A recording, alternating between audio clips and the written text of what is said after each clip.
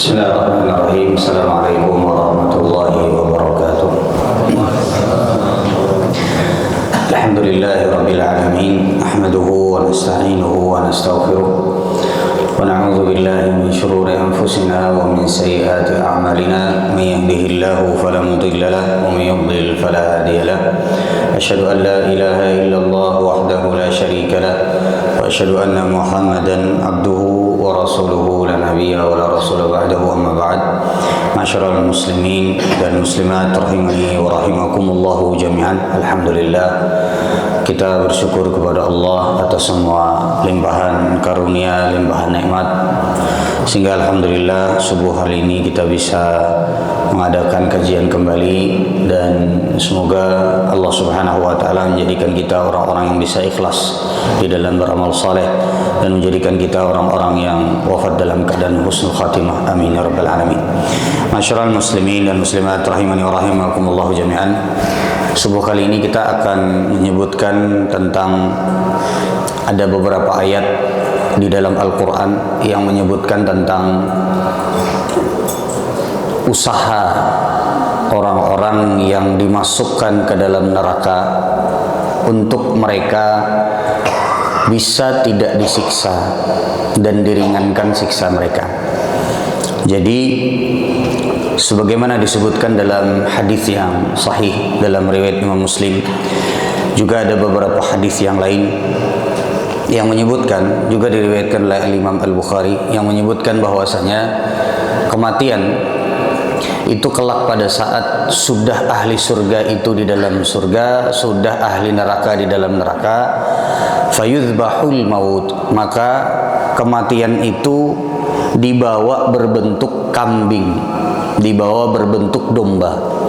Lalu kemudian dipanggillah seluruh para penghuni surga untuk melihat, dan begitu pula para penghuni neraka untuk melihat kejadian tersebut.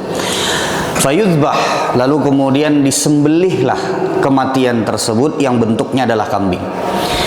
Karena kalau sekarang kita tidak melihat hal-hal yang tidak terlihat, nanti kelak pada hari kiamat itu akan dijadikan sebagai sesuatu yang terlihat. Sebagai contohnya tadi disebutkan di dalam hadis kematian. Kita nggak lihat Pak sekarang kematian itu seperti apa. Bentuknya kematian itu seperti apa kita nggak lihat. Nanti dijadikan sebagai sesuatu yang terlihat. Kita sekarang tidak melihat apa pahala dari amal soleh. Pian sekarang sholat subuh, duduk di majelis ilmu, apa pahalanya, seperti apa, nggak kelihatan. Tapi nanti akan dijadikan sesuatu yang terlihat. Makanya ada yang namanya timbangan, ada yang namanya catatan amal soleh yang kelak kita akan lihat. Melihatlah kita catatan amal soleh kita sekarang, melihatlah. Nggak lihat Pak. Lihat nggak kita catatan keburukan kita? Nggak lihat sekarang. Tapi nanti suatu saat akan dijadikan sesuatu yang terlihat. Termasuk di dalamnya adalah kematian. Lalu kemudian disembelih. Maka kemudian dikatakan kepada para penghuni surga, khuludun la mauta. Ini yang tersisa adalah kekekalan dan tidak ada kematian. Begitu pula dikatakan kepada para penghuni neraka, kekekalan dan tidak ada kematian. Artinya jamaah sekalian, rahimani wa rahimakumullahu jami'an, ini membuat para penghuni surga itu semakin tenang bahwa mereka tidak akan hilang kenikmatan yang mereka ada di dalamnya saat ini. Begitu pula ini akan menambah kesedihan para penghuni neraka, ya, yang mereka juga akan merasa bahwasanya mereka akan di dalam neraka dan neraka itu kekal adanya. Maka pada saat itu para penghuni surga dengan kebahagiaannya, orang-orang para penghuni neraka dengan kesedihannya. Lalu orang-orang yang ada di dalam neraka setelah ditentukan mereka ada di dalam neraka, setelah mereka menyaksikan bahwasanya nanti tidak akan ada kematian lagi karena kematiannya sudah disembelih, maka kemudian mereka mengadakan dialog. Maka mereka kemudian berusaha, setidaknya ya kalau bisa, ibaratkannya bahasa kita itu usahanya barang, ya. Masalah keluar atau kandanya kita dari neraka, pokoknya usaha dulu. Maka Allah Subhanahu wa taala mencatat di dalam Al-Qur'an. Allah Subhanahu wa taala berfirman di dalam Al-Qur'an, yang pertama kali mereka minta itu adalah kepada Allah. Jadi setelah mereka masuk ke dalam neraka, yang pertama kali mereka ajak bicara itu adalah Allah Subhanahu wa taala. Dan ini terdapat di dalam surat Al-Mu'minun dari ayat yang ke-105 sampai 110. Tapi kurang lebih maknanya, jamaah sekalian rahimani wa rahimakumullahu jami'an, Mereka mengatakan, qalu rabbana ghalabat alaina syiqwatuna wa kunna qauman dhalin. Ya Allah, kata mereka, berusaha untuk supaya mereka itu bisa keluar dari neraka. Ya, karena mereka sudah tidak mungkin lagi ya merasakan bahwa ini kayaknya kita kalau mati sebagaimana di dunia kemudian selesai siksanya, ini kayaknya tidak. Ya udah, kita usaha dulu. Ya, kata para penghuni neraka. Maka kemudian mereka mengatakan kepada Allah, ya Allah, ghalabat alaina syiqwatuna. Kami mengakui bahwa kami itu salah. Kami mengakui bahwasanya kami itu banyak berdosa. Kami lebih memilih keburukan daripada kebaikan. Makanya ghalabat alaina syiqwatuna. Jadi subhanallah, jamaah sekalian rahimani wa rahimakumullah, kita itu hidup di dunia itu, Pak, subhanallah, jangan kalah sama penghuni neraka. Penghuni neraka aja mengaku salah. Iya. Ada di dunia orang salah tapi kita mengaku salah. Mengaras terus, tahu ya pada salah, tapi mengaras terus. Nih Pak, para penghuni neraka ini memberikan pelajaran kepada kita semua bahwasanya para penghuni neraka itu orang yang mengaku salah. Amunnya sudah di dalam neraka itu kada kau lagi. Makanya mereka mengatakan ghalabat alaina syiqwatuna. Kami mengaku, ya Allah, kami ini salah. Kami ini lebih mengedepankan hawa nafsu kami. Kami lebih mengedepankan kenikmatan dunia ketimbang apa yang ada pada akhirat, dan kami menyesal. Maka kemudian ya, wa kunna qauman dhalin, kami juga mengakui bahwa kami adalah orang-orang yang tersesat. Nah, jadi Pak, yang mengaku salah, dan mengaku salah itu penting. Makanya di antara doa yang diajarkan oleh Nabi Shallallahu Alaihi Wasallam kepada Abu Bakar radhiyallahu taala anhu ketika kita meminta ampun kepada Allah, Pak, di penghujung sholat, itu di antara doa yang sahih yang diajarkan oleh Rasulullah kepada Abu Bakar. Ya, Rasulullah mengajarkan kepada Abu Bakar untuk mengakui kezaliman terlebih dahulu. Ya, inni zalamtu nafsi zulman katsira. Ya Allah, ini sebelum kita berdoa ini, Pak. Ya Allah, hambamu mengakui bahwa hambamu ini banyak berbuat salah dan banyak berbuat zalim. Ini kunci kalau kita mau meminta ampun kepada Allah, akui dulu kesalahannya. Sama halnya juga kalau kita meminta maaf kepada makhluk Allah Subhanahu wa taala. Kalau kita salah, akui dulu kesalahannya. Minta maaf aja, padahal dia tahu dia salah. Minta maaf aja. Apa salahnya? Pokoknya minta maaf aja dulu. Pokoknya. Seolah-olah seperti tidak mau mengakui kesalahan. Dan di antara bentuk kerendahan hati seseorang di dalam meminta ampun kepada Allah adalah dia menyadari kesalahannya. Jadi kada ada lagi tuh nang mengucapkan, ya Allah, ulun barang aja nah, salah kada salah, pokoknya ampuni ulun, pasti banyak salahnya, pasti banyak salahnya. Nah, maka kemudian jemaah sekalian rahimani wa rahimakumullah jami'an, ya. Apa kata mereka di dalam ayat yang ke-107 dalam surat Al-Mu'minun? Rabbana akhrijna minha fa in udna fa inna zalimun. Ya Allah, keluarkan kami ya Allah dari neraka ya Allah. Nah, jadi minta dikeluarkan. Ya, mungkin pada saat itu para penghuni neraka, ya pokoknya minta dulu keluar. Siapa tahu ada jalan keluarnya. Tapi apa kata Allah Subhanahu wa taala? Ya, qala khsa'u fiha wa la tukallimun. Nah, kalian berada di dalamnya, ya menderitalah kalian di dalamnya, wa la tukallimun. Sudah, jangan ajak bicara aku lagi. Subhanallah, Pak. Pian bayangkanlah kalau kita di dunia saja ada seseorang, ini kalau kita sesama makhluk Allah, ada seseorang yang pian harapkan untuk dimintai tolong, tapi tiba-tiba yang pian mintai tolong ini pian dalam keadaan terjepit, dalam keadaan genting, lalu kemudian tiba-tiba yang pian mintai tolong mengatakan, sudah, jangan hubungi aku lagi, ikam silahkan untuk menderita di dalam penderitaanmu. Coba bayangkan, Pak, ini kalau di dunia. Bayangkan kalau seandainya penderitaan itu adalah penderitaan neraka dan Allah Subhanahu wa taala yang dimintai tolong ya oleh mereka, ya kemudian Allah Subhanahu wa taala mengatakan, sudah, kalian menderita saja di dalam, lalu kemudian jangan ajak bicara aku lagi. Artinya tidak ada kesempatan untuk berbicara dengan Allah Subhanahu wa taala. Subhanallah. Jemaah sekalian rahimani wa rahimakumullah, ini adalah dialog yang pertama, ini adalah perbincangan yang pertama. Mereka minta kepada Allah. Ketika mereka mengetahui bahwasanya mereka tidak bisa meminta kepada Allah, bahkan pintu untuk berkomunikasi saja sudah tertutup karena Allah mengatakan wala tukallimun. Dah, jangan bicara lagi. Ya. Ini disebabkan karena perlakuan mereka ketika mereka hidup di dunia. Lalu kemudian mereka mencoba untuk melobi penjaga neraka yang bernama Malaikat Malik. Nah, Malaikat Malik itu disebutkan di dalam Al-Quran, Pak. Ini disebutkan di dalam surat Ghafir. Ini disebutkan di dalam surat Ghafir, ayat yang ke-77 sampai ke-78, atau bisa kalau awal ceritanya ayat yang ke-74 sampai ke-78. Ya. Kemudian mereka mengatakan, ya, wa nadaw ya Malik liyaqdi alaina rabbuk qala innakum makithun. Jadi di ayat yang ke-77 mereka mengatakan kepada malaikat Malik, wahai Malik, tolong mintakan kepada Tuhanmu, tolong mintakan kepada Allah, karena mereka sudah tertutup jalan bicara mereka kepada Allah Subhanahu wa taala. Lalu kemudian mereka meminta kepada Malik, ya Malik liyaqdi alaina rabbuk, wahai Malik, wahai penjaga neraka, mintakanlah kepada Allah Subhanahu wa taala agar supaya kami ini biar dimatikan saja. Kami ini biar mati saja. Kami ini biar sudah tidak disiksa lagi, sudah biarkan kami mati saja. Lebih baik kami mati daripada kami terus disiksa. Karena siksaan mereka itu habis hancur tubuh, baddalnahum juludan ghairaha. Di dalam firman Allah Subhanahu wa taala yang lain, ketika seluruh kulit mereka hancur, tubuh mereka hancur, Allah jadikan kembali kulit mereka itu sempurna. Liyadzuqul azab, liyadzuqul azab, untuk supaya mereka itu merasakan siksa yang pedih. Jadi habis disiksa, habis hancur, lalu kemudian dikembalikan kembali, kemudian disiksa kembali. Mereka merasa sangat tersakiti dengan hal ini. Lalu kemudian mereka minta kepada Malik, penjaga neraka. Dan mereka, sudah, wahai Malik, kami sudah kada kuat lagi. Tolong minta kepada Allah Subhanahu wa taala untuk kami ini biar dimatikan saja. Maka Al-Imam Al-Baghawi rahimahullahu taala, beliau menyebutkan di dalam tafsir beliau bahwasanya Malik itu tidak menjawab, tidak merespon kecuali setelah 1000 tahun.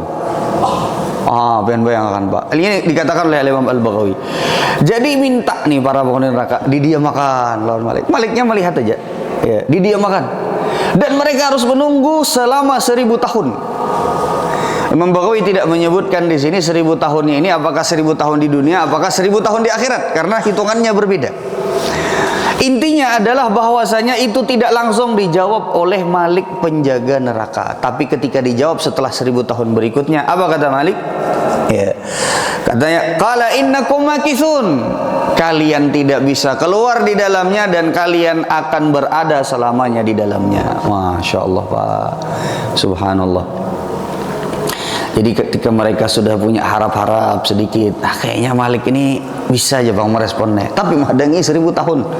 Apian aja bila ditelepon orang, kada merespon nang ditelepon, ya kan? Kada merespon nang ditelepon. Kecuali setelah setahun berikutnya, maaf Pak.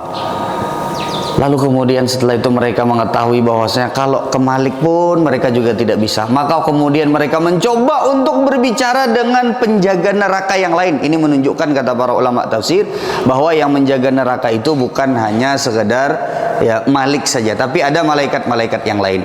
Apa yang mereka katakan? Ya, an-naru yu'raduna 'alaiha ghuduwwan wa 'ashiyya. Neraka itu menyala-nyala. Ya. Di dalam setiap waktunya, di awal waktu dan di akhir waktu menyala. Jangan dibayangkan kalau api neraka menyala itu tarang, kadep. Semakin di dalam neraka itu maka akan semakin gelap, meskipun di situ ada api neraka.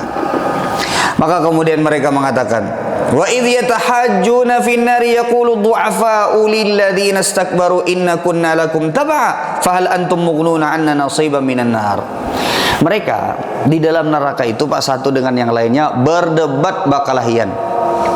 Maka di sini kita bisa mengetahui bahwa di antara siksa Allah Subhanahu wa taala kepada para penghuni neraka itu adalah bakalahian di dalam neraka. Makanya para ulama menyebutkan makin satu tempat itu buruk, maka akan semakin banyak perkelahian di situ.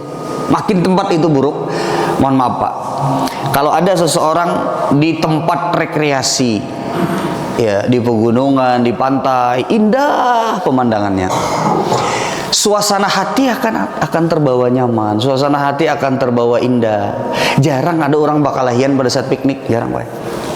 Tapi kalau sudah di tempat yang tidak baik, seperti di penjara misalnya, di penjara tuh banyak orang bakalahian. Pian takun aja Pak, penjaga penjara ulun bisi kawan bae, kawan sakalas bahari, penjaga penjara.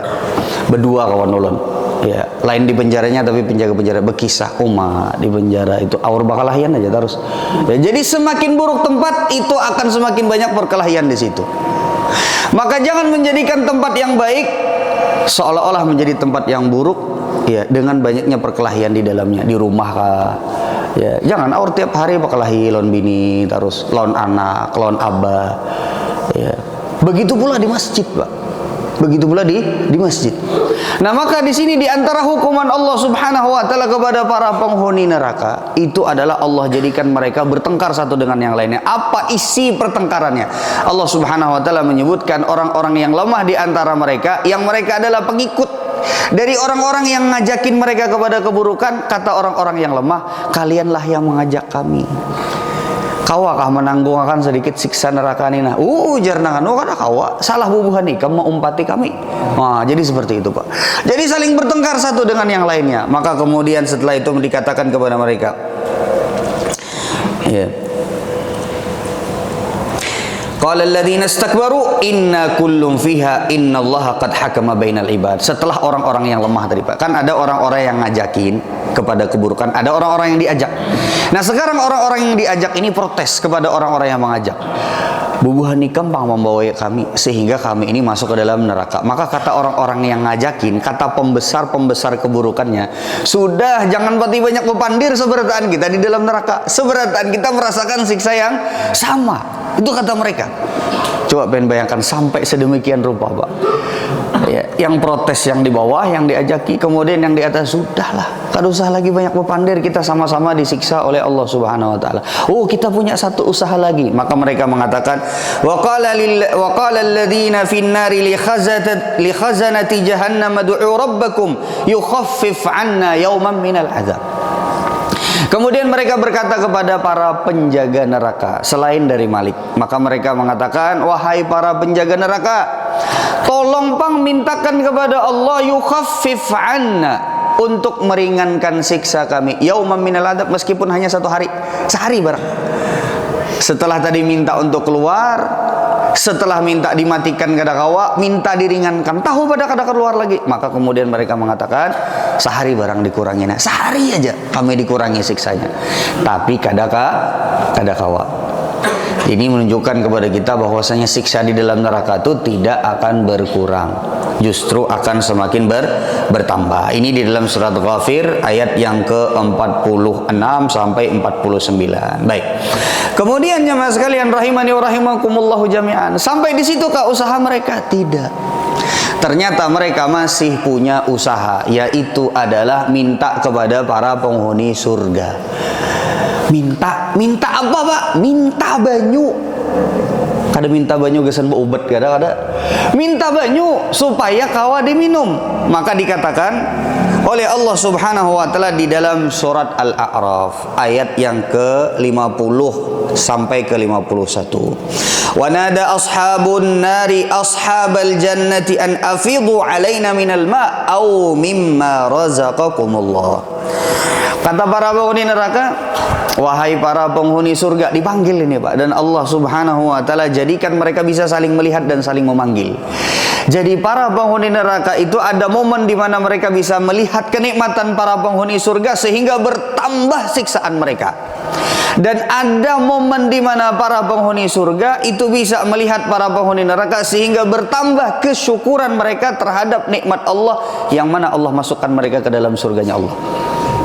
Maka kemudian para penghuni neraka mengatakan kepada para penghuni surga, ya, wahai para penghuni surga, an afidu alaina minal ma, coba berikan kami sedikit air, au mimma razaqakumullah, atau apa saja dari apa yang telah Allah rizkikan kepada kalian.